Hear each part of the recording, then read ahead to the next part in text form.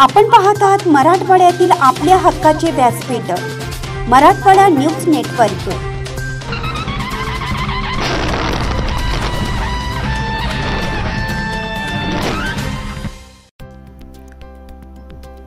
लातूर नांदेड महामार्गावरच्या नांदगाव पाटी येथे भीषण अपघात। महामार्गावर दुचाकी समोर आल्याने बस पलटी। लातूर नांदेड महामार्गावरच्या आष्टामोड ते नांदगाव पाटी दरम्यान राज्य परिवहन महामंडळाच्या बसचा भीषण अपघात झालाय। अहमदपूरवरून लातूरकडे जाणाऱ्या बसचा अपघात झाला आहे। धावत्या बस समोर दुचाकी आल्याने बस पलटी झाली आणि अपघात झाला। तर बसमध्ये तब्बल 42 प्रवासी हे प्रवास करत होते। यामधील 8 ते 10 लोक गंभीररित्या जखमी झाले आहेत, तर अनेक जण गंभीर असल्याची प्राथमिक माहिती समोर येत आहे।